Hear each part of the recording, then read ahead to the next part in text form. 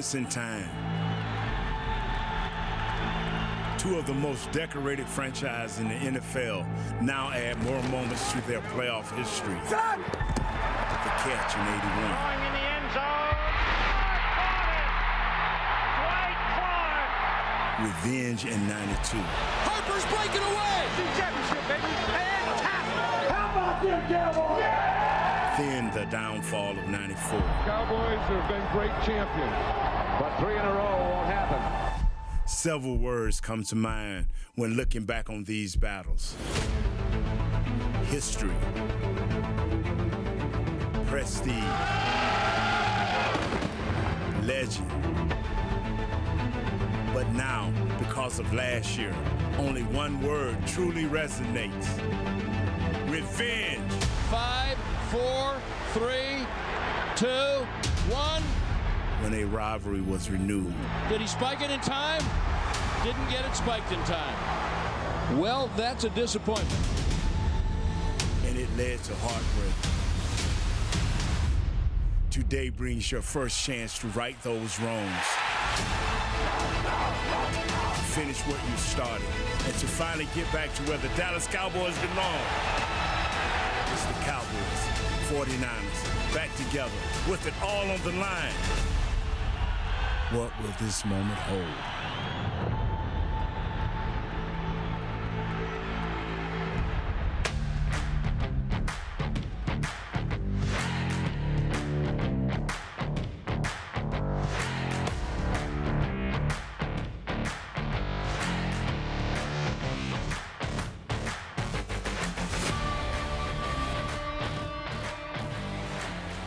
There are very few rivalries over the landscape of American sports that have as much history, pageantry, and passion as the Cowboys and the 49ers. Today from Levi's Stadium, another chapter will be written and the world will be watching, including from AT&T Stadium and the Miller Lite House, where Cowboys fans are filing in, and the same can be said from the Star in Frisco. Yes, sir. Here from Yes, the sir. Tostitos Yes, Championship sir. Plaza. Yes, sir. Cowboys Nation is ready for another playoff bout. It's the divisional round in the NFL playoffs. Dallas Cowboys, San Francisco 49ers, as we welcome you in to Cowboys Pregame Live, presented by WinStar World Casinos and Resorts. This is amazing because the Cowboys have a chance to do something they haven't done in 27 years. And that is get back to an NFC title game. Alongside Barry Church, Isaiah Stanback, Nate Newton, I'm Kyle Yeomans, along with Cowboys Nation. Yes, that sir. has showed out Yes, in force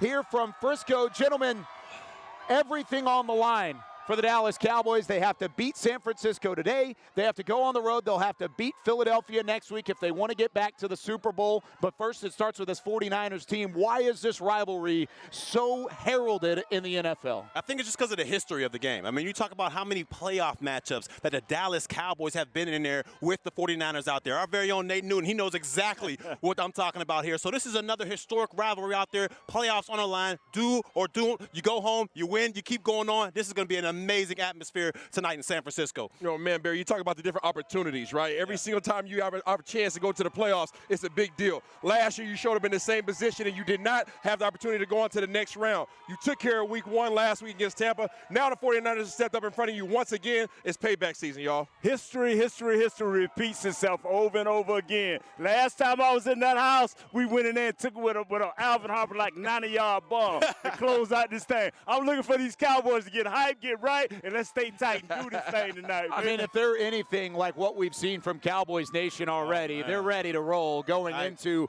Levi's Stadium. It's the 9th all-time playoff meeting between the two franchises, tied for the most in NFL history. The 8th went in favor of San Francisco. You mentioned it last year, 23-17 at AT&T Stadium, a game that really left Cowboys Nation heartbroken.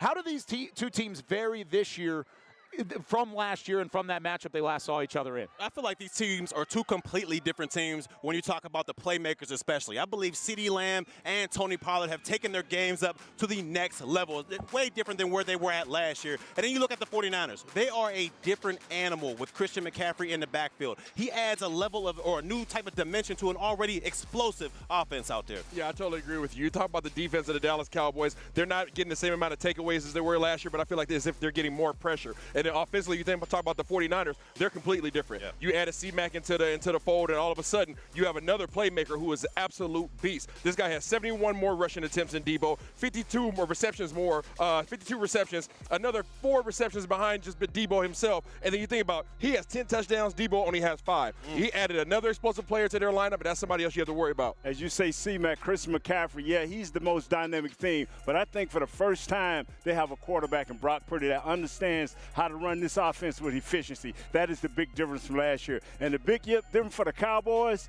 is they're a better team, they're more mature, and they understand how to play in this moment. Yeah, got to find a way to have some playoff success. This team already has some playoff success thanks to their win last week against Tampa Bay. Dak Prescott had a phenomenal performance. QB1 showed out on the road against the Buccaneers in that game. You take a look at his numbers and what he was able to do. 5 total touchdowns against Tampa Bay a week ago, 305 passing yards.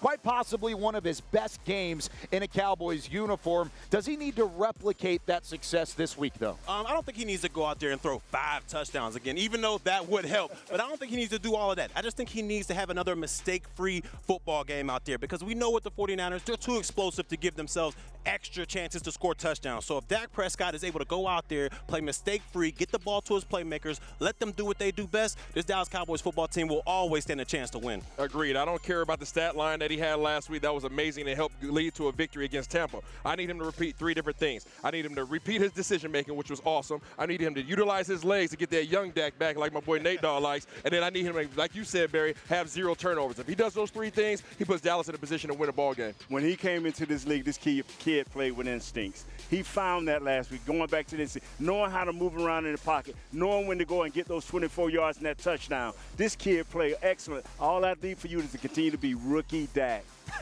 And use the legs a little bit. He showed that last week, right, Nate? Yes, sir. That's something you wanted to see. Definitely. I mean, and that comes with instincts of moving around in the pocket. He always gets himself going. When he comes out trying to just fire, he's seen it be a little bit off. But if he get hit a little bit and he hand that thing off to Zeke and he hand that thing off to Paul, then he see how the defense sets and he sees coverages and he make great decisions last week. And it keeps the defense off balance. You saw that against the Buccaneers last week. He's going to try and continue that momentum into this week, but he keeps a level head at doing so. Here's what Dak Prescott said earlier in the week when talking about this matchup with San Francisco. Using that loss last year as a motivation and just kind of the focal point, I guess, of the resiliency that we carried into the offseason, obviously carried into this year. We get a chance to go back and at their place do something that we want to do. Your focus is obviously the team and its success, but last week's win for you, just the personal gratification of, what your playoff record was coming in, how you played in the Washington game, just what that does for you, if anything, going forward. I mean, I've got all the confidence in myself. I always have bad games, good games, regardless. But I think it gives confidence just to this team, just allows us just to, obviously get to the next round and win a game. But, nothing's about my individual record or anything like that. I'm just completely focused in on worried about this team winning every game to give us the opportunity to play the next week. How much more comfortable are you guys for this moment against San Francisco this year than you were last year? I just think it's a different team, a much more mature team, much more connected, better brotherhood and culture, allowing a lot of carryover in roster and coaches that allows us to use that last year experience, not only just in this game, but just throughout this season as we've built the foundation that we've created, and now we can lean on that as we move forward and go into this game. Dak Prescott and the Cowboys getting ready to take on the 49ers out at Levi's Stadium in just a little over an hour. Let's take our trip out to Levi's on the West Coast and hear from our very own Nick Eatman, who is live on the sidelines. Nick, what's the trip been like out there? What's the anticipation like from Levi's Stadium for this matchup? Well, the anticipation is that here we've been talking about this for a whole year, and so now it's finally here. I mean, the Cowboys kind of had restructured their team this year to try to beat San Francisco, to try to not be out-physicaled, in a game like this, a game that really matters. And so not only have the Cowboys had a good season this year, they're better than they were last year, but the 49ers are as well. So, it's kind of been trending up this whole way, and then, here we are. It's in San Francisco, a lot of Cowboy fans here, but it's going to be a tough place to play for Dallas. Very windy, cool. It's a beautiful day, but it's still, it's going to be an atmosphere to go to the NFC Championship game. I mean, that's what it's about. Everything that we've asked for, we're getting here.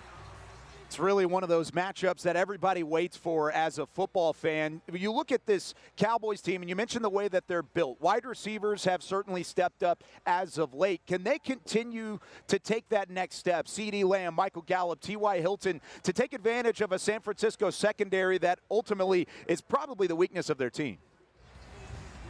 Yeah, and when you're talking about a really good team, something is weak. But I don't think they're a bad secondary. I mean, I think this all week long you're looking at how are the Cowboys going to win? How can the Cowboys win this game? And that's what you look at. You don't see it as running the ball because that's not the strength. You obviously got to get those guys blocked on the outside. So if they can do all that, then yes, that is one thing that the Cowboys can do to move the ball. And so it's going to have to take more than just CeeDee Lamb. So I agree with you. Gallup, T.Y. Hilton, Noah Brown's going to maybe have to make some plays. I think Dalton Schultz will have a role in this game as well. So I think that's when you're looking at how do the Cowboys win, that's the recipe to do it, is get them blocked and then throw the ball down the field. How imperative is it for this front seven for Dallas to get after San Francisco's offense and make things tough on the rookie quarterback Brock Purdy? I think it's imperative. I mean, I think when you look at the games the Cowboys have lost, and I'm kind of throwing Washington out because it was not a normal game. I don't even know what the Cowboys were trying to do. I'm talking about the games that they really lost this year. Other than Tampa Bay back in week 1, Jacksonville, Green Bay, of course, Philadelphia, they neutralized Micah Parsons. They figured out a way to make him guess, make him figure out, is it run, is it pass, and not just be able to just unleash himself at the quarterback. And I think that's going to be the key in this game. If Micah Parsons gets an opportunity to rush the quarterback on a consistent basis, I think that's really going to be a problem for Brock Purdy, and that's going to affect the entire defensive line. The Dorrance Armstrongs, the Tanks, those guys that get to rush. But to me, we all know it starts with Parsons, and if he can be able to unleash himself, that's going to just trickle down to the rest of the D-line. Lots of eyes on that pass rush. Lots of eyes on Brett Maher this week, of course, after the missed PATs against Tampa Bay a week ago. Is he ready for the challenge to go on the road in another environment like this and have some success? He's got to be. I mean, he's got to be ready. There's no other kicker. I mean, they brought in a guy this week and all that. I think that was more for show, honestly. I think it was more to try to help him and get his mind right. I don't know if that helped him or not, but he's kicked well this week. He's kicked pretty well out here today. Then again, he kicked well in Tampa Bay. I mean, early on in the pregame. I mean, there was no. I mean, he had a couple misses in Tampa Bay, but it wasn't spraying the ball all over the place. So he's going to have to go out and make his first kick. That's what's got to happen. He's got to do that. And I don't know if you can play into that if you're Mike McCarthy, but if he has an opportunity to get him a field goal and to get him some confidence, I think he'll do that. Of course, he's got to be aggressive. You're playing a lot of different factors here. But if there's an opportunity to get him some confidence, the Cowboys are going to need to figure that out right away. Nick Eatman joining us from the sidelines at Levi's Stadium. Nick, thanks so much for taking some time. We'll check back with you later in the show as we get back to the desk here. Barry Church, Isaiah Stanback, and Nate Newton, along with Cowboys Nation behind us. Let's continue that conversation with Brett Maher. Barry, I'll start with you. How has your confidence level wavered this last week? Because 4 missed PATs a bit out of the ordinary, but that's the thing. It's out of the ordinary. It is out of the ordinary. And we look at Maher. He's been an okay kicker so far. He has extremely long leg, but when you get closer to the field goal post, maybe 30 yards in, he seems to struggle a little bit there. Now, we understand last week, I think, was an aberration. I mean, 4 missed field goals. I think it got into his head. But it's hopefully this week in practice, he's had a good, solid week of practice, kicking the football, getting that confidence back up. Because, with all said and done, the Cowboys are going to need his kicks to get a win here against 49ers. He doesn't have the nickname Money Maher for nothing. And everybody's entitled to a bad game. Shoot, some people are entitled to a terrible game. And that's exactly what he had. Dak had one a few weeks ago, and you saw his comments in the post game. Money Maher is going to show up for Dallas in a big way today. He's going to make a huge contribution towards their way of trying to win this ball game. He kicked the last PAT he needed to kick. So This kid is good. I had no words from the beginning. Now, I was a little worried with 5 in a row going back to the extra game. But he kicked the last one, and that's all Big New need to see. Hey, you got one out of the way. You were able to check the box going into the week of preparation for this one, so that was a huge PAT. Now, let's hear from Mike McCarthy and some of the words he said to the media earlier this week about the matchup, about Maher, and also notching his first playoff win as a Dallas Cowboys head coach. I mean, you can make a case clearly. I think they're a better team than they were last year. I mean, coming into the postseason, and I think we're clearly a better team than we were at this point last year. And I'm not going statistically. I'm referring more to our complementary football balance. I think our football team, we've been able to win games in all 3 phases. Definitely put ourselves in position to win games. So, and I think that's a huge asset for ourselves. According to the 4-Star Telegram, did you see enough from Brett yesterday to regain confidence in him? Yeah, definitely. No, I mean, Brett has the ball. Earlier this year, you got ready to play the Rams. It was brought up to you that you were underdogs in that game. You coined the phrase "where nobody's underdogs." Your thoughts on what the odds makers say this week? Well, we'll just stick with that. It worked. So, it's, I mean, I think we all like the fact that, people are doubting you. I think that's part of human nature. I think it's part of the dynamics of each and every one of us. So, we all come from somewhere. But yeah, we're very comfortable in this position. Very comfortable. We clearly go there. We're clearly going there expecting to win. So just make no bones about that. Regardless of and I understand they have a job to do too. But we know the type of environment we're getting ready to go into. I mean, it's going to be a great environment. To be a huge challenge. We're counting on the Dallas Cowboy fans to show up. We know they will. But we're playing a tremendous football team. And we're in tune with that, and we know the way we need to play and what we need to do to win the game. Mike McCarthy, of course, notching his first win in the playoffs as head coach for the Cowboys. But, guys, what has impressed you the most about what he's done this year and the success that he's had? I've just been impressed with the way this guy has been able to turn this locker room and this culture into a winning atmosphere. When you talk about it, this guy lost his quarterback one. He lost his Hall of Fame offensive tackle out there, and he's still able to galvanize the troops and go out there and play to the best of their abilities. This is a man that knows how to lead men, and I think he's the exact coach for the job at the Dallas Cowboys. Totally agree with you, Barry. You talk about somebody who has obviously playoff experience, Super Bowl experience, somebody who has a great career, but comes into Dallas, right?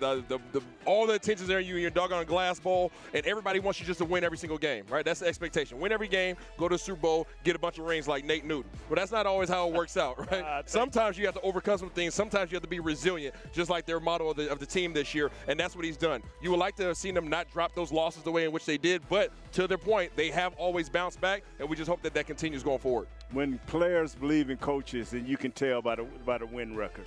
They won for this guy. They won for him when QB1 went down. They won for him when we thought Kellen Moore was losing his mind with all these passes. He talks to his coordinators, and gets them to understand so they can talk to their position coaches so they can get this transformed to the players. He has done a great job. I thank you, Mike McCarthy, because, boy, I'm ready for this game today. Well, let's talk about some of those coordinators and the guys that he has relied on this season. Dan Quinn, Kellen Moore, the defensive and offensive coordinator, respectively, have done great jobs and, of course, are getting some interest in terms of head coaching positions in the NFL. But let's talk about the matchup specifically with Dan Quinn and Kyle Shanahan. This one's going to be a lot of fun. These two teams, or these two coaches, have seen quite a bit of each other. Who do you think has the advantage? Well, look, I wouldn't say Dan Quinn has an advantage over Shanahan just because they're time coaching it together. They know each other's strengths and weaknesses out there. I believe this matchup will come down to which coordinator can get his team to execute the game plan better. And in that regard, I have to slightly lean towards the 49ers because they've been the more consistent team throughout this season. Well, Barry was looking at my notes, obviously, because I have the same exact answer. Listen up, both of these coordinators know each other well. These guys both have an elaborate amount of talent on each side of the ball. It's really going to come down to the execution portion. And whoever can execute that game plan. You don't want to overcomplicate things when you get to the playoffs. You want guys to be able to play fast, have a simple game plan, know their assignments, and be able to go out there and run around and hit guys in their mouth. Who's going to do it the best? I don't know. We got to wait to see. I'm with you guys, man. I respect both of the coaches and what they've asked their players to do. I think Coach Quinn has done the most, with, in my estimation, with less. Okay. Coach over there, the big coach over the 49ers, he brought in a nice little running back. He got a superstar wide receiver, so he know what to do with this stuff because he's been working with it a little bit longer, so he may have a slight advantage. So you're talking about how the talent there is in favor of the Cowboys, or in favor of the 49ers, but the coaching staff has done a better job with what they've had. That's right. And what they've been given? Yes, sir. That's what I truly believe that. You know, we have Michael Parsons. We have Diggs. We can lay our hat on that right there. They have McCaffrey. They have even a young Purdy has come in and look like a superstar. They have what's Kittle, the big Debo. and the beat goes on and on. Yeah. You know, he got more to work with. We have a little bit less to work with, but I think our coach has done a great job in working with what he has. Yeah, that's definitely a great point. And Cowboys Nation having some fun. There you go. There's a couple of smiling faces out here at the Tostitos Championship Plaza at the Star in Frisco. Cowboys fans showing out in full force. Now, let's go out to where some more Cowboys fans are beginning to congregate, and that is at the Miller Lite House at AT&T Stadium, where our very own Haley Sutton joins us for the first time this afternoon. Haley, there's quite a few fans behind you out there as well. What's it like out in Arlington? Yeah, Kyle, I got to tell you, when I got here at around 2 o'clock today, there were already fans lined up at the gates waiting to come in. That's 2 hours before this watch party officially started at the Miller Lite House. And just as soon as they opened those gates, people were literally sprinting to get to their seats. So obviously a lot of Cowboys fans excited. Nobody more excited, though, than Rowdy we just had back behind us. But obviously an exciting time here for Cowboys fans. We're told there's going to be performances. DJ Blackbeard is on the sticks right now, playing some good jams. So everybody's up and dancing. There's good food, good vibes, good energy as we all are waiting for the Cowboys to pick up a big win today, Kyle. Now, if you had to gauge the way that fans are feeling out at the Miller Lite House, would you say it's a nervous energy or an excitement to take on the San Francisco team that, of course, went into AT&T Stadium last year and came out with a win? I don't think there's a single person in here who's nervous. I think everyone has showed up. They're excited. We've been hearing Cowboys chants for the last 30 minutes or so. So it really feels like this team, or this fan base rather, feels like the Cowboys have a chance. A lot of exciting stuff happening. I'm sure it'll only get bigger as time goes on. And we're going to check back in with Haley as well later on. Haley, thanks so much. We'll get back out to AT&T Stadium a couple times. I think I have to agree with her, though. These fans aren't nervous. These fans are ready to roll out here. We've got a loud crowd on hand, and there's certainly going to be one at Levi's Stadium as well. Just as much as the atmosphere can rattle a young quarterback, a defense can rattle a young quarterback, and the Cowboys are going to bring some team speed up against Brock Purdy. Brock had to talk about that earlier in the week and some of the challenges in facing Dallas. I feel like they're just talented across the board up front. I think they're well coached. You could tell just with their scheme and everything that they do. There's definitely a plan that they have, and they go at it, and everyone. All 5 of their guys, 4 of their guys, whoever's on the field, they pay attention to detail in the pass rush, which I feel like is a good challenge for us. I feel like we've played a handful of teams that, do a good job and are well coached up front, but these guys probably are one of the best at it and will be one of the best challenges that we see. What is your kind of level of awareness of this particular rival in terms of the playoffs and things like that, and what's it like being a part of it? Yeah. Are you talking about just with Cowboys and Niners? Yeah. Obviously in the 90s and stuff, they went at it. There's a lot of history. There's a lot of Super Bowls between the two organizations. And so to be a part of it, I'm very thankful. It's pretty cool. It's like, man, you've seen all those highlights and stuff from the 90s and stuff, and now you fast forward to 2023, and here we are, you know, same two teams going at it, fighting for the same thing, which is pretty cool. And I just look at it like, you know, we just want to win. We want to do our part, and all the other stuff will fall into place. It's not like, man, this is going to be some kind of, you know, Netflix documentary or anything like that. I'm not trying to make it bigger than that, but very thankful to be a part of it, the rivalry and everything, and having it come back, obviously, to 2023. So it's going to be a good one.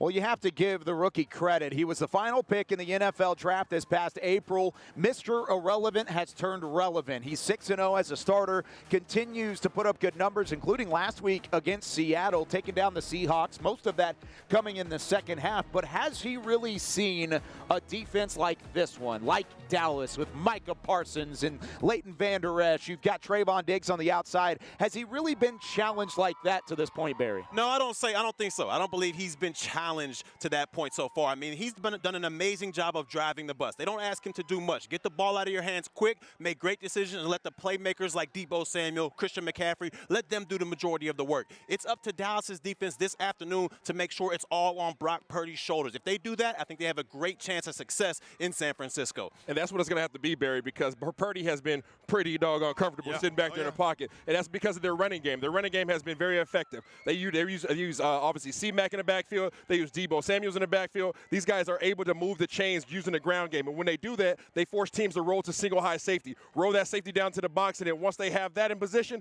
now they use their play action game to get Deebo to the second level, Kittle to the second level, hit their number one receiver, Brandon Ayuk. That is what they do in terms of their game plan. If you want to have an effect on Purdy, you have to take them out of their ability to run the ball. And when all else fails, he goes straight to George Kittle. When you see him go, he'll drop back. He's running around the pocket. He'll drop back. But when he gets a little bit panicky, he goes straight to number 85. George Kittle settles him down. Make sure we jam him on the line and take care of him, and that'll be all of his options gone. And then he's got to deal with the lineman. And luckily for the rookie quarterback, he's playing behind one of the best offensive lines in football, Trent Williams at the left tackle spot. They've had a couple of interchangeable guys in the interior, but for the most part, this offensive line has been great for the 49ers. How does Dallas make sure to get home and to get after Brock Purdy to rattle him early? I believe they have to win their one-on-ones. I mean, we all understand this, that unless Parsons is lined up on Trent Williams, they're going to have some help towards Parsons, double teaming, chipping, whatever you want to call it. But that should leave the guys like DeMarcus Lawrence, Dorrance Armstrong, those guys in the middle. They should be able to win their one-on-ones. If they're able to do so and rattle Purdy in the pocket, I think they have a great opportunity to force some turnovers and get the ball back to your offense. But you got to win your one-on-ones. If Purdy's back there comfortable, it can be a long afternoon for this Dallas Cowboys defense. Yeah, you have to win those one-on-one battles, and in order to do that, your front four has to win. Yes. You don't want to put yourself in a position where you're blitzing 6 or 7 guys trying to outman them, because they have 6 and 7 man protections majority of the time to ensure that he can sit back there with a solid pocket. You have to have your front four and maybe add one additional guy if you want to put Micah Parsons at the second level to add that extra pressure, but you need your guys to be able to be in position to cover to take away his outlets. And one thing you have to do, if you can't get it, if they getting the ball out quick, they like to throw across the middle. So keep your eyes on his eyes, and he get ready to throw. Make sure you get your hands up, man, and close those windows of opportunity. San Francisco, you see the number on your screen, only 31 sacks allowed this year. Now, Dallas, they're the only team in the NFL with 7 players with 4 or more sacks out of that second level or even the secondary. One of those guys is Micah Parsons, and what he's done in year number 2 has been nothing short of incredible, but he's been off of as a pass rusher for the majority of the time. Do you expect him, Isaiah, you mentioned it a moment ago, that he can maybe take a step back and go to the second level? Yeah, I expect to see him working around a little bit. You don't want to isolate him on the end, especially when you have a Trent Williams over there. That's the last man that you want him trying to bang his head against, because that's like going into a brick wall. You want to make sure that you work Micah Parsons back, like we saw toward the second half of last year when he was at the second level at the linebacker position, and he was running stunts from that level, creating internal pressure and really forcing Purdy to be uncomfortable and unsettled back there in the pocket. Yeah, you don't want to have, Parsons out there limited on one side of the field, because in that case, then the 49ers can always go on the other side, and that'll limit Parsons' basically impact on the game. I love to see him moved around like a chess piece. We saw it earlier this season. We saw it last year when Dan Quinn moves him around, has him in the middle, blitzing that A-gap. Maybe put him over a guard, put him over a tackle, and let him run some stunts out there. I think he's used best when he's like a chess piece and he's confusing this offensive line. And you know what, the king or the queen you can move the most. I don't know which one you can move the most, but moving the most. Do not run that man over there to Trent Williams. That'll be playing checkers. If we can't stack up them checkers, believe that. You're out here playing chess, and San Francisco's out there playing checkers. You got it first here from Nate Newton. Now, they do have a couple extra pieces. If we want to be honest and we want to look at what they bring to the table, San Francisco has weapons on the outside. They've got a multitude of guys they can throw the football to, including you've got Christian McCaffrey, Deebo Samuel, George Kittle, Brandon Ayuk, who actually leads the team in yardage. Isaiah, who's the number one guy that Dan Quinn and this defense have to eliminate first? There's not just one guy, and that's the problem. I mean, when you look at their personnel, look at it from this perspective. Their third-round draft pick, Danny Gray, gets overlooked. His dude runs a 4.3. He's their clear-out guy. He's the man that tries to take the single high safety out of the picture. Then you have their leading receiver, Brandon Ayuk. He's their big play man. He's the guy who gets you the 20-yard gains and all the big shots across the formation. Deebo Samuel, he's their man beater. If you want to play cover one and play man against these guys, he's going to be up there and run routes all underneath the coverage.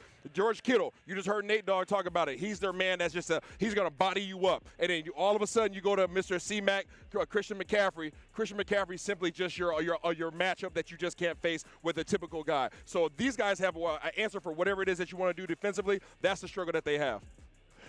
You leaving about it? I left a little something.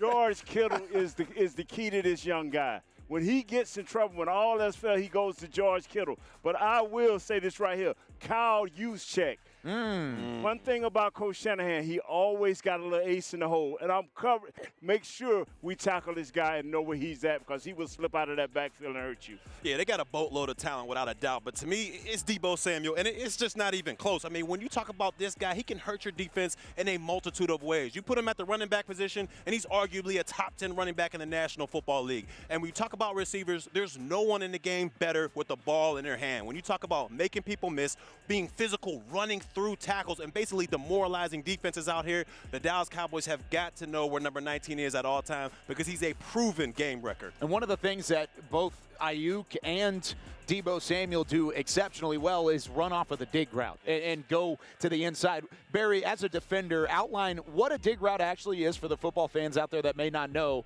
and why it's so effective, and you might see it a couple times tonight. It's effective, especially against man-to-man coverage, because usually you're on the outside shade. You're on the outside shade, and that gives all the in-breaking routes a plenty of opportunity with no resistance from the outside. But to me, I love in-breaking routes. I love dig routes because I'm a safety, and I used to come down there and lay the wood on people coming across the middle. And that's what I need to see from Donovan Wilson out there. Curse all those safeties. If they want to come in there and they want to play inside the hashes, make them pay each and every time. So offensively, does that take pressure, a little bit of pressure off of a young quarterback? And does it put more pressure on how talented these receivers are? Yeah, I mean, you take the personnel that these guys have and all the talent and the speed they have, and you couple that with the fact that Shanahan does a great job of putting them in position. You just heard Barry talk about the coverages. Most of the time, they're going to have coverage sitting outside looking in so they can try to, in their perspective, funnel everything in. Well, that's what they want you to do, because they're making Purdy simply look straight ahead, deliver the ball over the top with easy, high-precision passes, and that's when those guys are dangerous. And as we spoke earlier, if you can't get there as a pass rush, you got to connect with his eyes.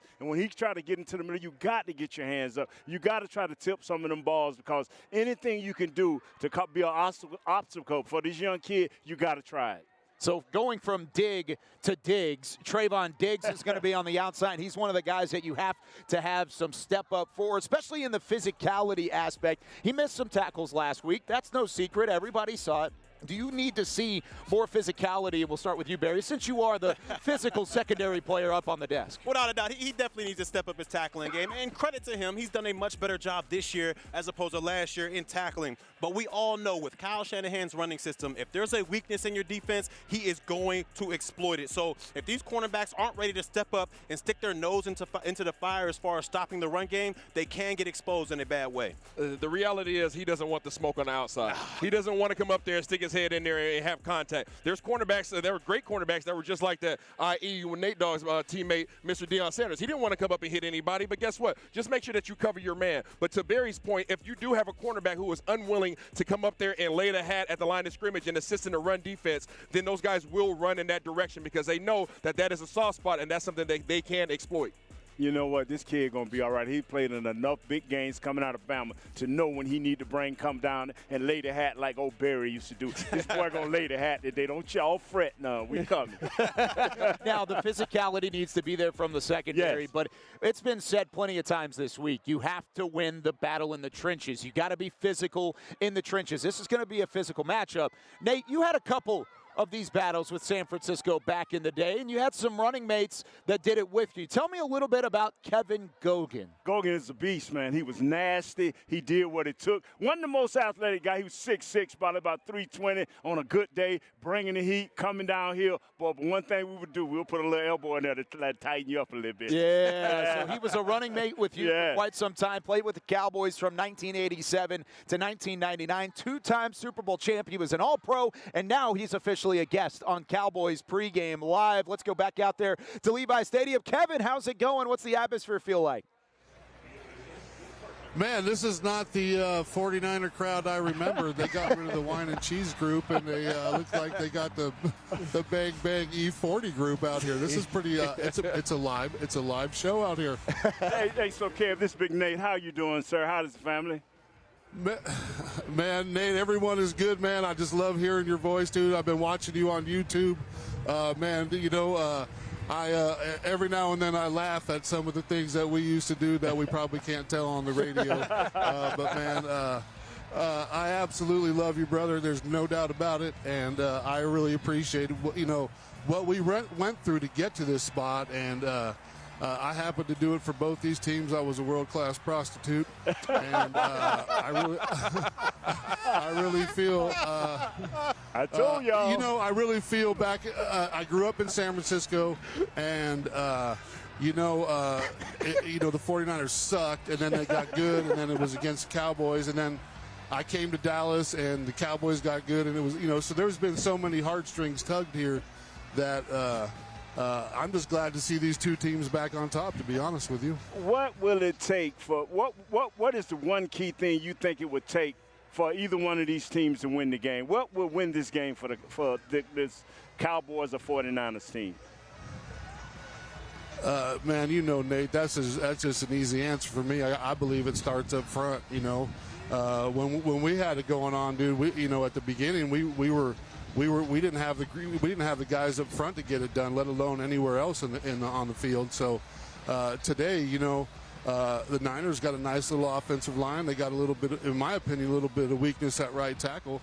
Cowboys got a good pass rush, man. That number 11's got some game. I mean, some absolute game. So I see some good matchups. It's going to come down to the horses in the middle. There's no doubt. Now, you've been on both sides of this matchup, like you said. I'm not going to say the word that you used a couple moments ago, but I like the fact that you pointed it out at least. But what does this rivalry mean, and how much would a win today mean for whoever comes out on top?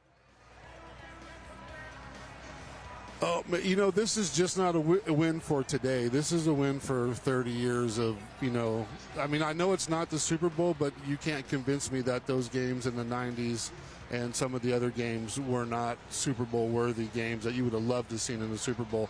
So these games, you know, they mean a lot to each franchise, but they mean a lot to the history of this rivalry, which is a damn, you know, I don't go to very many games. I don't come out of the mountain for a whole lot. But man, I drove to this game just because I wanted to see the atmosphere, and I wanted to see is this rivalry back at what it used to be? Because if it is, I'm down to see it. No doubt. Kevin Gogan joining us here on Cowboys Pregame Live. Kevin, we're certainly glad you came out of the mountain to join us for this one. It's been a ton of fun catching up with you. Enjoy the game. Go Cowboys. And I'm sure Nate will catch us up on how this went. I'll send him a few dollars. I mean, since he's send him a couple working bucks? like that, yeah. Yeah. What kind of paychecks are you getting up here? Should you be able to spare some? Yeah, that's our boy. Hey, love you, Kev. Hey, man, you guys take it easy, Nate. Thank you very much, man. There he goes, Kevin Gogan, and wow, that was yeah, that's comedy. fine. I told him. Comedy. Unbelievable. I'm glad we got to where we did. We pushed the envelope, but we didn't go very much further, so that's good. Love that here on Pregame Live. Let's talk about some of the guys that are going to win the battle in the trenches, and behind those trenches is Christian McCaffrey, one of the best tailbacks in the NFL right now, and he has been. He leads the NFL in scrimmage yardage since he joined the San Francisco 49ers. Isaiah, when you look at Run CMC and what he's brought to the table for this 49ers bunch, where is he going to try and attack Dallas? Man, this dude's all over the place. I mean, you talk about somebody who's only played in 11 games, and yet he's still leading this team in rushing. You talk about somebody who's only played in 11 games, and yet he's just behind Deebo Samuels in the amount of receptions. This dude is immaculate. He is one of the best, most versatile backs that's ever touched the field. And the San Francisco 49ers, I like how bold they were to go out there and get him. Now Dallas has to find a way to deal with him. You know, a lot of people don't understand how tough he is in running between the tackles. And that's what we got to make sure that he doesn't run in between the tackles, because it gives them too many options then. They could throw they'll be able to throw the ball well if he can run between tackles. But what we need to do is make sure that don't happen. Hank can show up. So he's going to have to show up because, like you mentioned, this guy is tough. He can run in between the tackles. He has a speed to go on the outside as well. And when you talk about all-purpose backs, this guy has got to be at the top of the list. I think he's transformed this 49ers offense into something that they didn't have in these years past. I mean, when you have a back like that that's that explosive and able to have a mismatch nightmare against defenses out there, he's a headache for opposing defensive coordinators for sure. He had 15 carries, 119 yards rushing, 17 more receiving, and a touchdown last week in that win over the Seattle Seahawks. Nate, who needs to step up out of the second level? Linebackers between LVE and Micah Parsons. Who's got to play better in order to slow down McCaffrey? Leighton definitely has to play better. Leighton has to make sure everybody lined up, everybody's technique sound. He has to make sure we don't get out leverage because of the guys we've talked about. And he's got to come downhill with a viciousness we haven't seen. It's playoff time, Leighton. You got to stick your head in there, man, and make some plays. Yeah, without a doubt. I'm with you, Big Nate. I got to go with LVE on this one. Both of these linebackers are going to have a huge game for this team to be successful. But when you look at it overall, LVE is going to be tasked to be that guy to go sideline to sideline and downhill and try to contain this rushing attack for the 49ers. And also, he's going to have to be a presence in the middle of the field because just like you said earlier, that's where the 49ers love to attack in the passing attack, giving it to their playmakers, whether it's Deebo Samuel, Ayuk, any of those guys. So LVE, he's going to have to shine in the middle of the field as well as this rushing attack. Totally agree. I'm going to go with the LVE train as well. I need him to be physical. I know he's had his health issues in the past. I don't want to see any of that. I want to see him come down here and be disciplined, be lane savvy, okay, because C-Mac will cut back on you, all right? But make sure when you come downhill, make sure that your presence is felt, and the next time they decide to step up to the line of scrimmage, they know exactly where you're at. And, of course, the physicality from Micah Parsons is going to have to be off the chart. But just based off of what we heard from him earlier in the week, he's ready to go. He gave one of the most impassionate and incredible locker room speeches that you've heard as a part of the Dallas Cowboys. Here's a slight piece of that. We can't play the whole thing. I wish we could, but here's Micah Parsons and what he said to the media earlier this week. I really think we beat ourselves last year with the penalties, the offsides, things like that. You know, you just play your game. Like, the biggest misconception is that you got to go out there and be different. You got to go out there and try to out-physical a team or you want to play their game. Why play their game? Play your game. Like, let's play Dallas football. Like, that's all we got to do. Like, we've been playing Dallas football and we won games. Like, I don't want to go out there and try to out-compete the 49ers. They're going to beat my ass if I play their game. You know, play my game. So I'm going to bring my strengths and what I bring to the table. They bring their strengths, and let's just battle it out. What are your impressions of Purdy, and how can you guys make his inexperience a factor in the game? Disguised, but my impression, I think he showed great poise. I'm a fan of Purdy. I think he came in and did everything the right way. He prepared like he was going to be a starter. When his time came, he's shown a great light. So in terms of him being a rookie, and I think he's surpassed even a lot of rookies even this year who's probably started for teams a much longer in great detail. So I definitely wouldn't underestimate him. He might have surprised some people early on and probably thinking no rookie's going to come in and beat us, and he's taken him this far. So super exciting to go against him and see what he got. When you look at McCaffrey, Ayuk, Kittle, Deebo, have y'all played a team this stacked with that many weapons on the other side? No, but I don't think they face nobody like us yet this year either. So it's really matchup against matchup. I don't think, across the board, You know, like people always talk about what they face and what about what they face, and they thinking how we gonna stop them. And I think we pretty hard to stop ourselves, so that's what we gotta focus on, not beat ourselves. Speaking of that memory, last week you talked about legends, you know, they make their name in the postseason. You had a great start. You know, this is a bigger stage. What we gonna see from Micah? The bigger the stage, the bigger the player, right? So, of course, the Cowboys getting a win against Tampa Bay on a Monday night. We're back on Sunday, and you know what that means. It's time for a little bit of church service back again here on Cowboys Pregame Live. We've got Barry Church here, former safety for this Dallas Cowboys franchise, and I want to know how to stop Christian McCaffrey. It's not an easy question to answer. How do you do it for the Cowboys in 3 easy steps? Well, the first step we're talking about, when you talk about Christian McCaffrey, this guy is an elusive, extremely all-purpose back out there. But to do that front seven has got to be gap discipline. If they're not gap discipline out there, it could be a long afternoon. We don't need guys playing hero ball. Stay in your gap and make sure you try to contain this rushing attack as a unit. This is a guy, if you try to two-gap and go over there thinking he's going to go far over that way, he can put his foot in the ground and go to the hole that you just vacated. So you got to be gap discipline out there. That goes for the D-line, linebackers as well. LVE, Anthony Barr, Damone Clark, I need y'all to come downhill. Okay, so speaking on that, is that a defensive line heavy, or is it more so toward the linebackers? It's more so towards the linebackers. We understand that defensive line, they're going to stay in their gaps. They're going to be there waiting for that Christian McCaffrey to come up to the hole. LVE, Barr, Damone Clark, they're going to be sideline to sideline, downhill, making sure they match whatever Christian McCaffrey does out there. He is elusive, so make sure when you get to him, wrap up. And you see that number 2 up there as well, gang tackling. That's your next point. You got to get it done. You got to get it done as far as gang tackling. This guy is so elusive. He can make you look like a fool in a phone booth out there. So it doesn't have to have just one guy out there. One guy in space is not going to cut it. I need 2, 3, 4, maybe even 5 hats to the ball at the same time. This guy is that dangerous and that explosive. If you go out there with one man trying to bring him down, it's not going to work, and we're looking at 30 to 40-yard gains out there. Come as a unit to try to slow this man down. We're going to have to do so. And, okay, you talked about it earlier, rallying to the ball, but it's the physicality that's going to set the tone. At the end of the day, this is the key that we need the most. You got to be physical with this guy, down in and down out for 4 quarters. I don't care if he's running the ball, receiving the ball, or if he's trying to block out there. You got to make him pay. Those big guys in the middle, whether it's Carlos Watkins, Bohanna, whoever the case may be, when you tackle this man, put all 300-plus pounds on this guy and lay him down. I want the 3rd quarter and the 4th quarter to come around, that guy not trying to put his foot in the ground and cut back. He's going to mosey on out of bounds, start waving that white flag. We need this Cowboys team to be physical early and often to make sure you get this guy on the ground. That's the end of the story. You got to be physical with this guy. You said it earlier, the way that you rally the troops, I'm ready to go run up against Christian McCaffrey. We ready. What about these fans? Are y'all ready? Look at everybody here. Let's go. We going crazy today. I'm going to try and get them to do a Go Cowboys. Can I get a Go Cowboys on 3? 1, 2, 3. Go!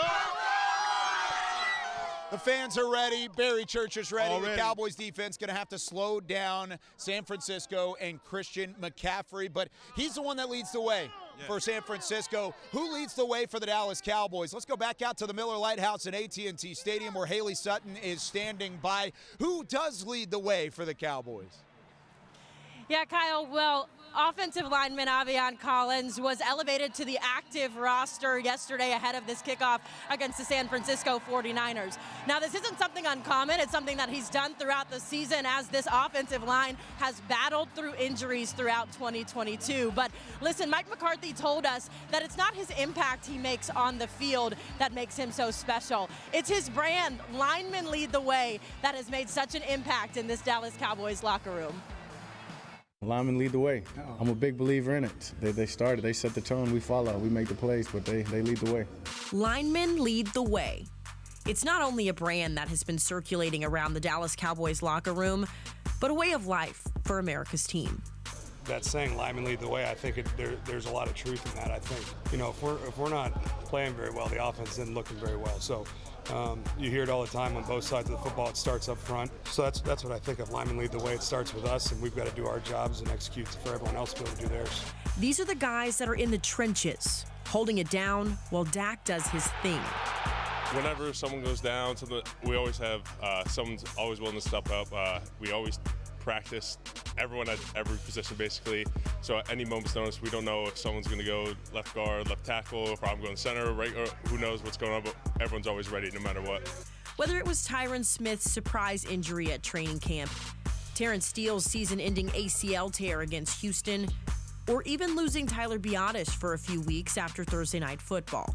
This year's offensive line has been resilient all season. It's been cool this year to kind of see different guys play different positions on the fly week to week, and I think it speaks to our preparation and the guys that are coaching us and getting us ready, and it's a special group to be a part of. Step in second-year Cowboy Avion Collins, who wanted to show some love to his fellow linemen, leading to the creation of Linemen Lead the Way.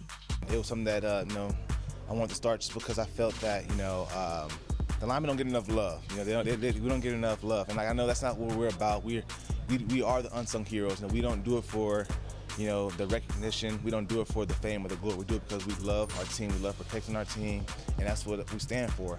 But I'm like, it's about time we start getting some recognition. We're lucky at a place like this. I think the offensive line is, held in a high regard here, and people appreciate what we do on a day-to-day basis. So it's really cool to see guys like that kind of rep that, and not only rep it, but talk about it, right? So it's pretty cool.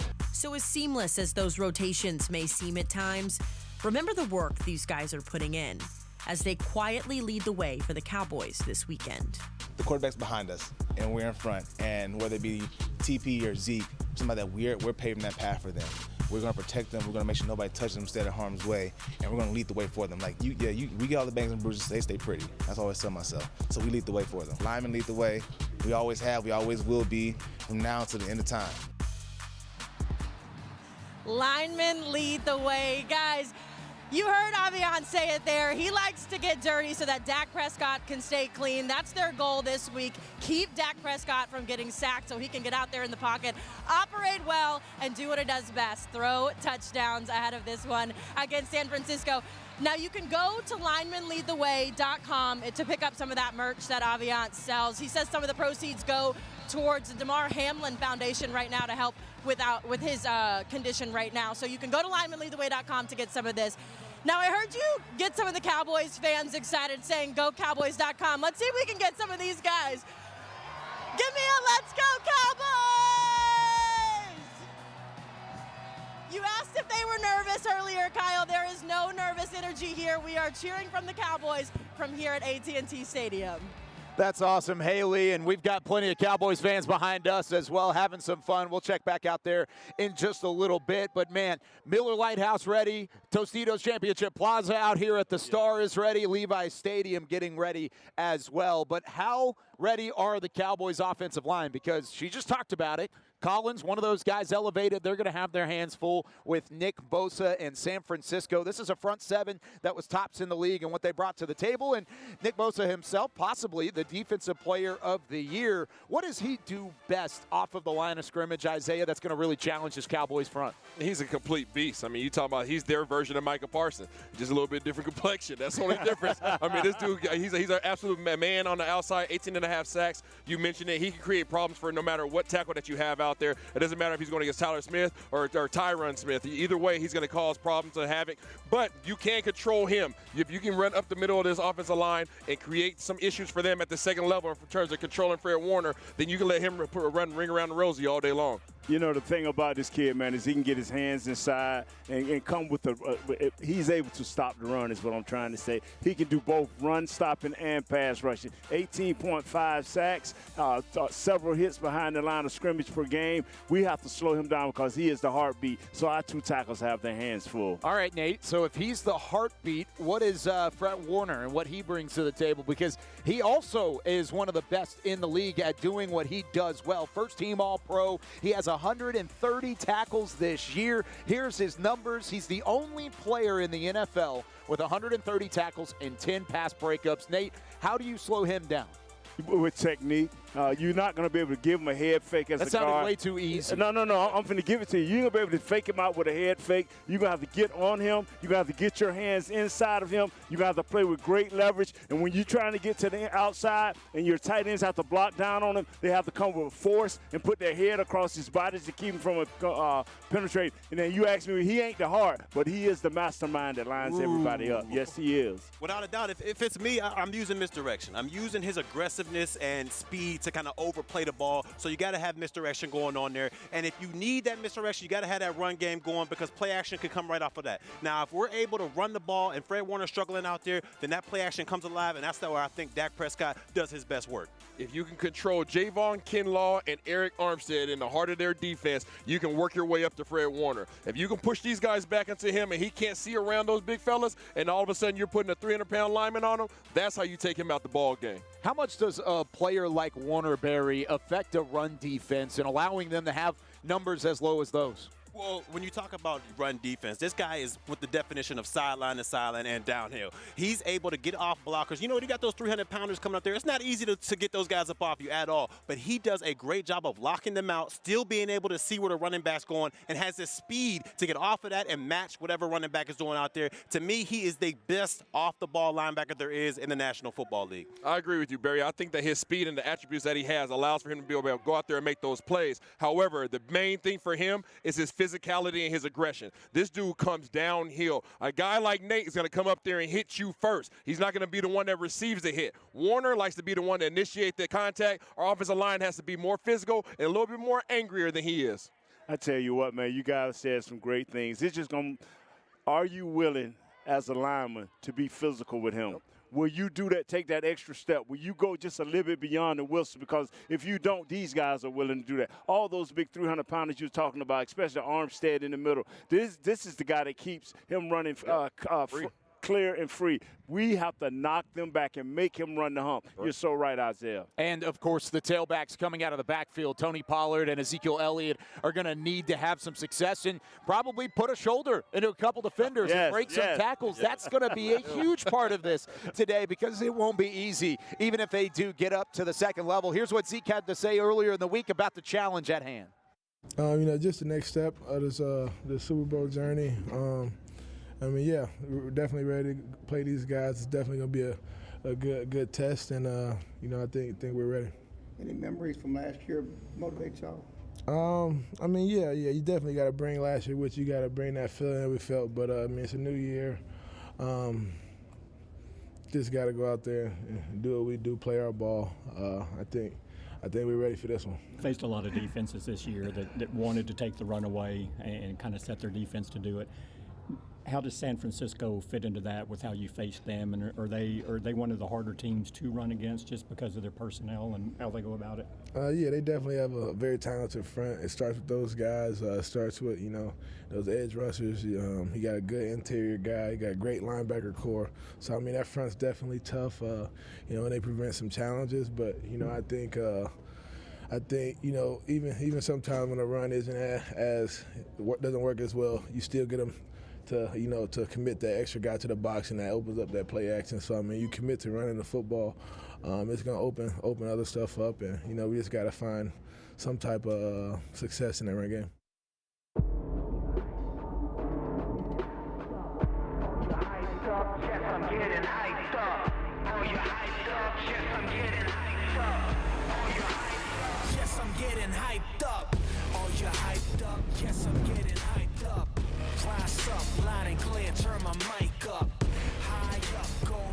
All eyes on Tony Pollard and Ezekiel Elliott today against the San Francisco 49ers. Of course, Tony Pollard missing a little bit of time toward the back half of the regular season, but he's still put up some great numbers over the last 5 games, and those that have really rivaled what Ezekiel Elliott has brought to the table as well. How much pressure is on Tony Pollard to get the job done, because he might be that number one punch in the 1-2 punch for Dallas? I think there's a little bit of pressure. And look, I love Zeke. I love Zeke's game, and I still think he's the heartbeat of this team. But overall, I think it's time to kind of let Tony Pollard get the majority of the carries out here. If we're being honest, Pollard has been the better running back the entire season. You're right. We're being honest out there. And I think the days of believing that he can't shoulder the load, the heavy workload, I think those are long gone behind us. And look, we've all been to the playoffs and we all won playoff games. And I think to win these games, you got to have explosive plays, and you have to get the ball into the end zone. And I believe Tony Pollard gives you the best chance to do both of those things. Man, I don't care who leads the 1-2 punch, who leads the Sierra 1-2 step. As long as you got these guys in the ball game together and they're interchangeable and they're both effective in what they bring to this offense,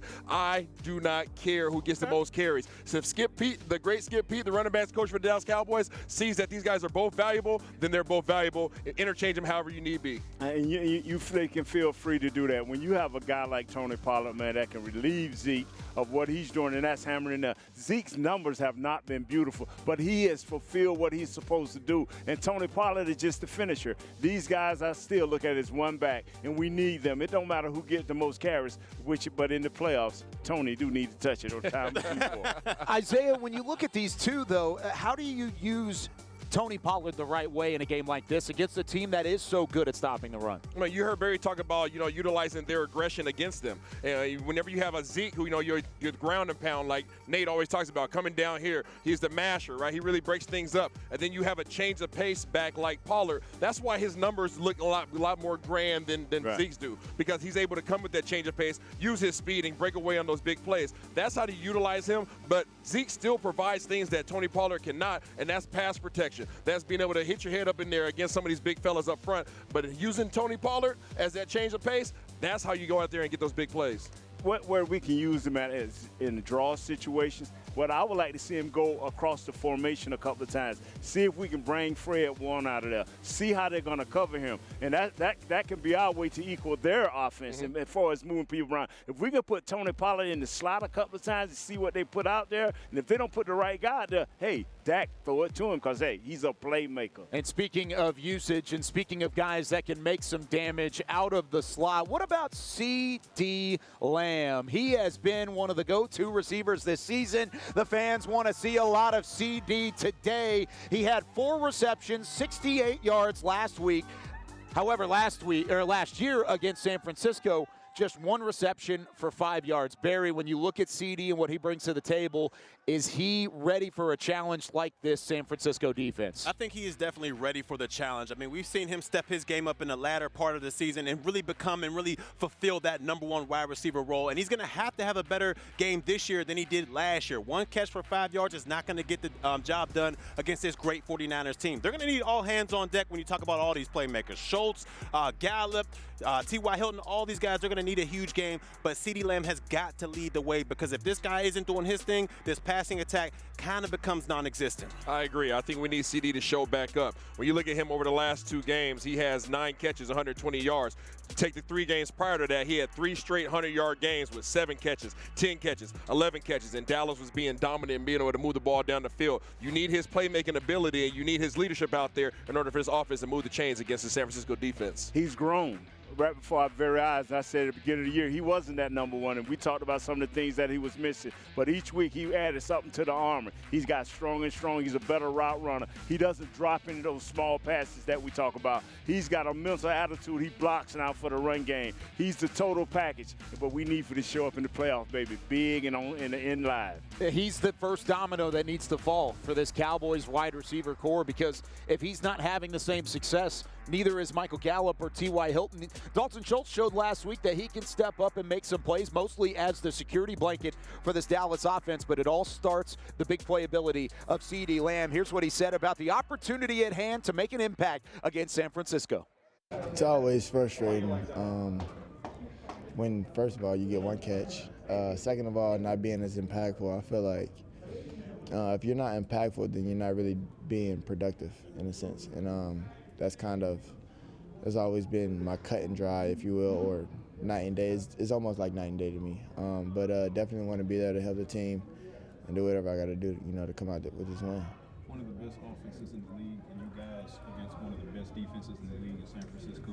From your standpoint, in a matchup like that, what does it boil down to? What's going to be the ultimate determinant for the outcome? Physicality and poise. Yeah, it's a lot of talent out there, offensively and defensively. So it's about who can be poised, who can do their job the best, and do it the most consistent. And I feel like we do that for regardless of who does it, do it for all 4 quarters, it's going to be a good game. So there's C.D. Lamb, of course, looking to make an impact tonight against the San Francisco 49ers. Somebody who made an impact last week was Dalton Schultz, a career-high 95 receiving yards. He had 2 touchdowns, both in the first half, that really set the tone for the Dallas offense. Does he have to replicate some of that success against San Francisco today? No, I don't think he needs to replicate it. It would help if he went out there and got those 2 touchdowns, but I don't think he needs to replicate it. I think he needs to go out there and be that chain mover, that guy that goes out there and is the security blanket for Dak Prescott. He's going to be dealing with a lot better coverage from these 49ers defense when you talk about the Greenlaws, the Fred Warners of the world, the Wards that are going to be coming down there and checking him. But if he can be that security blanket that moves the chains on 3rd and 5s and 3rd and 7s, that's all this team needs. And I don't need for him to go out there and have all these touchdowns. Just move the chains, big fella. Yeah, big fella. I don't care if you get 2 touchdowns, but I do need you to catch some first downs. Because if he is getting the ball in his hands, that means that this running game is effective. Why is that important? Because Dak Prescott likes to throw the ball off of play-action passes. And who does he like to look to? Well, right there at the first level is going to be Dalton Schultz. When his receptions are high, we're running the ball pretty doggone well. I agree with you 100%, Isaiah. When this guy is doing what he needs to do for us, just moving the chains, we're very much an effective team, and that makes it easier for our quarterback to settle down. And if we can get to him early and often in this game, it'll be even better for us. It'll be even better if you can get some special teams production, too, to go along with Dalton Schultz and what this wide receiving core, this pass catchers can do. I'm interested to see what Kevontae Turpin can do today. Is it finally Turpin time, Isaiah, to go take one to the house? I hope so, because I know the one time we was in the preseason, Kyle, you and I called his punt return and his kick return. Ever since he's fumbled that ball on that punt return, this dude has been anxious, so anxious like genuine. He wants to get this ball back in his hands and take it back so bad. I hope that he's able to have a spark, because whenever you have a big special teams play by a returner, it seems to just lively up the team. You and me both, man. I hope he goes out there and scores a touchdown. But more importantly, if he's not able to get that touchdown out there, at least set your offense up with great field position. If we can get great field position for this offense and have a short field for Dak Prescott to go out there and do work, it's going to prove huge dividends for this Dallas Cowboys football team. What I would say is that we had the great Kevin Martin when I played. What I would say for Turpin is, them guys up front, make sure they do their jobs, because every time Turpin does make a play, we don't need it coming back with a flag. So make sure if you think you're finna hit a guy in the back, just pull up, man, because Turpin can make him miss. Yeah, Turpin, the Pro Bowler this year, has been so close on a couple of occasions to finally break it to the house. I think today, I'm going to make a bold prediction here on Pregame Live. I think he does it off of a punt return. Wow. I think he gets a touchdown today. Kevontae Turpin's going to take it in for 6. Now, one of the guys that's credited with bringing in Kevontae Turpin, signing him as the USFL MVP, Stephen Jones, Cowboys Chief Operating Officer. He's now joining Nick Eatman on the sidelines at Levi's Stadium out in San Fran. Thanks, guys. Nick Eatman here with Stephen Jones, Cowboys Chief Operating Officer. We've done it all year. Let's keep it rolling. Levi's Stadium, divisional round, Cowboys 49ers. This is what it's supposed to be, right? After they knocked you guys out last year. It felt like your team was like all year long, we're going to get to the level of, maybe not the 49ers, but we're going to be a physical football team, and we're going to be ready for whatever happens in the playoffs, and here we are. Absolutely. That's why you're in the business now. For giant games like this, doesn't get any better than this. You know, I remember when our family first got in the league back in the early 90s, of course, coming out here to play them to get to go to the Super Bowl. And, you know, they were what everybody was striving to be. I think they'd won 4 championships, or 3 or 4 at the time. And, you know, here we are again. Yeah. And they got us last year at our place. I know this. I know our team's prepared. Mike's got them prepared. They had a great week of practice. And hopefully we can return a favor. When you go out to practice every week and you see a good week of practice, what specifically do you see that kind of says, all right, we're in this, we're locked in? I think attention, focus to detail, attention and focus to detail. I think the you know, at the end of the day, the tenacity, the focus, you know, getting out there and doing your work and being totally focused on the job at hand. And certainly our guys displayed that all week in terms of you know, what they were doing in practice, each play, getting in a rhythm, executing, getting on the field and getting off the field. What's going to be the key for the offense? Obviously, Dak had a great game. Is it going to be running the football, getting the other receivers involved? Balance? What do you think is the key on offense? I think it's all the above, what you just mentioned, balance. I mean, we've all year we've wanted to run the football. We've loved to keep that ratio 50-50 when we can, and when we do it well, we usually get good results. Certainly on defense, we want to be physical. We want to attack and tackle. And of course, we've got to start with stopping their running game. It's dynamic. I mean, they run a lot of speed sweeps. They got some dynamic players over there. And then, of course, we get that run and reverse a little bit, then we got to get pressure, and certainly we've got the guys to get pressure. They say Brock Purdy's a rookie. I don't see it when we watch him play. I mean, he's done an amazing job. How does your team get him to play like a rookie, or maybe make this thing bigger, for him? Like I just said, we got to start by stopping the run. They use that run to protect him well, and then use our pressure guys to get pressure on him. Whether you're a rookie or a veteran, no one likes pressure. And if we can stop that run and get pressure, I think good things will happen for us on the defensive side of the ball. Not sure if you saw it maybe 5 minutes ago, Brett Maher trying to get his kicks in. The 49ers had some players in front kind of trying to get in his head. That's to be expected. He still made some kicks. Do you feel like he's in a right place mentally here, and do you guys have confidence in him? Absolutely. From the top down, obviously organizationally, the coaching staff, the players, everybody appreciates the job he's done all year for the Cowboys. And we have nothing but confidence in him that he's going to go out there and do a great job for us today when called upon. All right, we appreciate it. He's been here every week. And we'll see you next week, right, Stephen? Sounds great. Stephen Jones, Cowboys Chief Operating Officer. Kyle, we'll throw it back to you guys.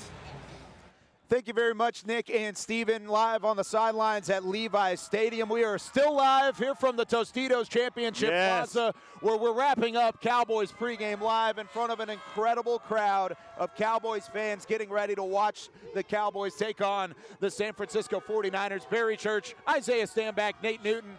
I'm Kyle Yeomans. As we're going to wrap things up the same way we do every week, and that is by giving our keys to the game. But first, we got to go back out to AT&T Stadium real quick. Haley Sutton, what's your keys to the Cowboys getting a win?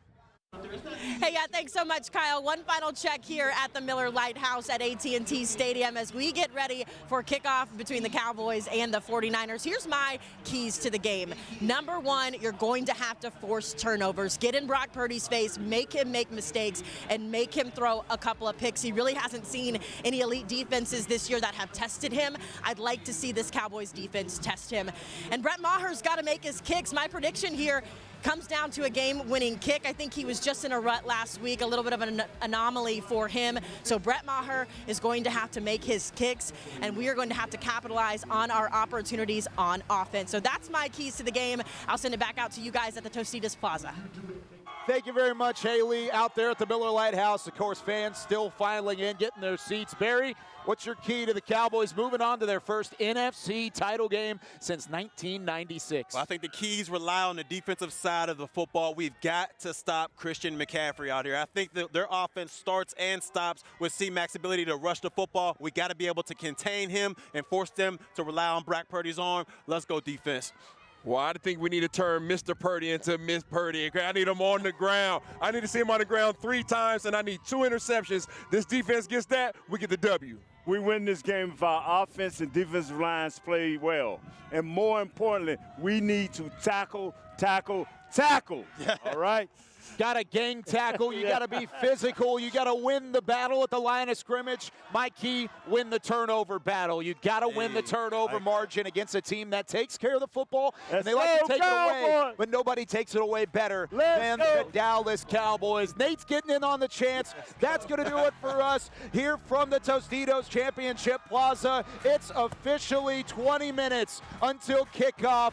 We are ready for the divisional round matchup between the Cowboys and the 49ers. Dak Prescott is ready to roll from Levi's Stadium. 5:30 kickoff on Fox. For Barry Church, Isaiah Stanback, Nate Newton, Haley Sutton, Nick Eatman, and our entire DallasCowboys.com crew, I'm Kyle Yeoman saying so long from the Star in Frisco. Enjoy the game, everybody. Go Cowboys. Let's go to an NFC title game, everybody.